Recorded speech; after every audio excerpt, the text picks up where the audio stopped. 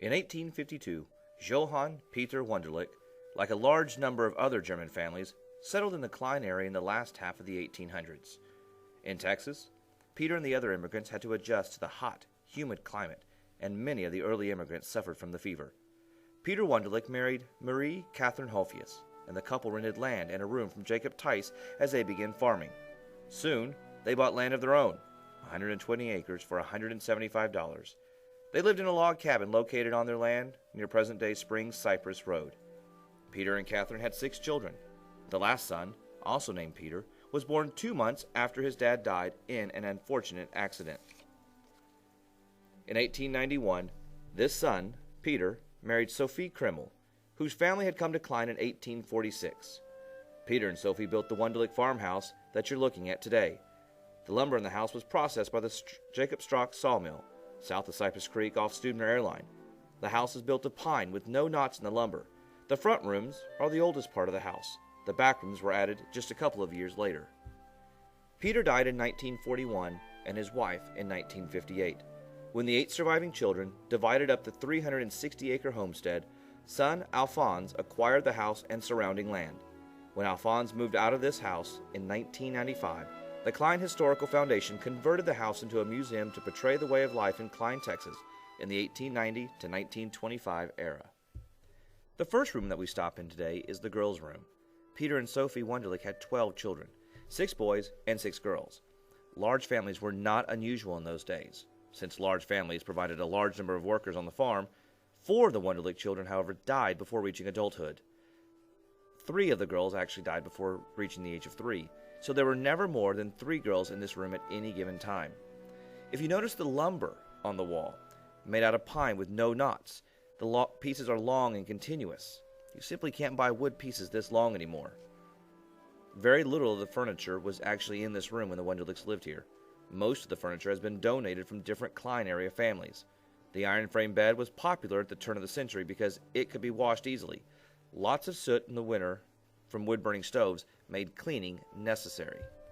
2 pieces of furniture to make note of are the doll and the doll bed on wheels made by Carl Howdy for his grandchildren. The doll's asleep inside. Her name is Dimples. The large baby bed over in the corner was from the 1920s. It was used by the Hildebrands, the Howdys, and the Wunderlichs. The rocking chair in the center was actually given to Leona at age 5 by her father Peter. He got the doll and the chair at the train station on Luetta. Leona handmade that dress for the doll when she was 9 years old. If you notice at the foot of the bed, the small chamber pot. Since this house had no plumbing or running water until after the 1930s, that meant that there were no toilets in the house either. Children would either have to go outside to the outhouse, or during the night they could use the chamber pot. It would be the boys' job to empty the chamber pot every morning. The parents' room, located next to the girls' room, was used as the family's general living area. The bed in this room actually belonged to Peter and Sophie Krimmel Wunderlich. All 12 children were born in this bed in this house. You'll notice the bed was placed at an angle in order to catch the breeze from the windows. At the foot of the bed was a trunk. Many of the immigrant families from Germany often had one trunk that they would bring to America with them. It would have to be packed very carefully because most families realized that they would never again return to Germany. The wood stove located over in the corner of the room was the only heat for the parents' room and the girls' room.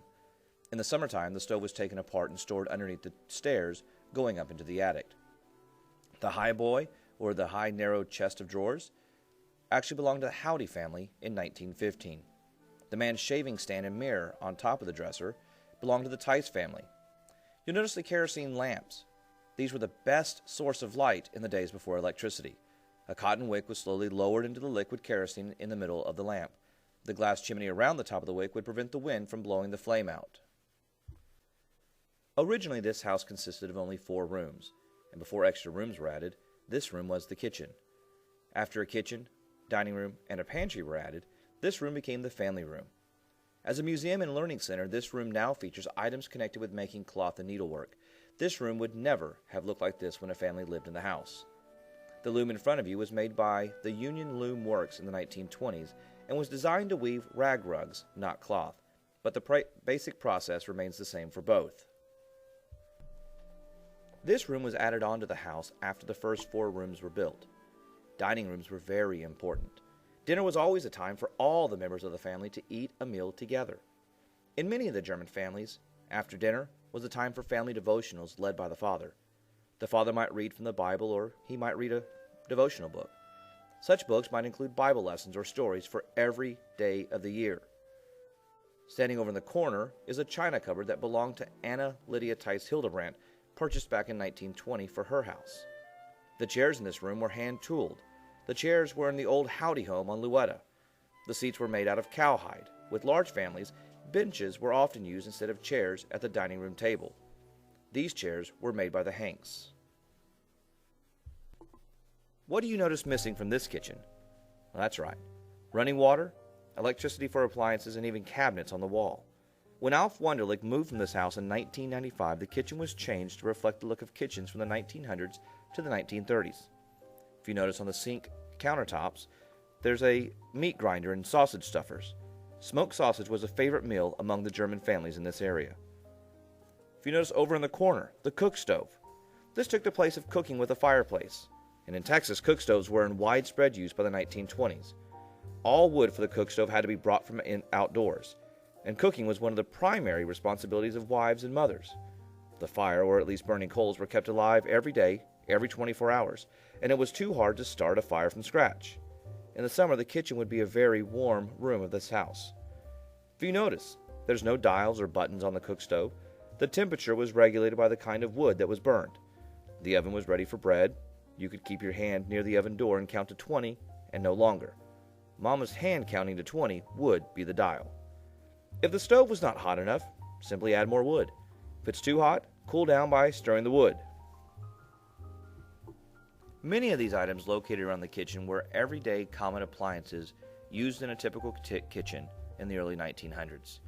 Everything from flour sifters to a tomato press to even the ice box standing over in the other corner. Many of these items are available for viewing on the last Saturday of every month. Public tours are hosted from 11 o'clock to 3 o'clock and are free to the public. So please, stop by Wunderlich Farm, take a look around, step back in history, and let's see how the early German families really settled the Klein area.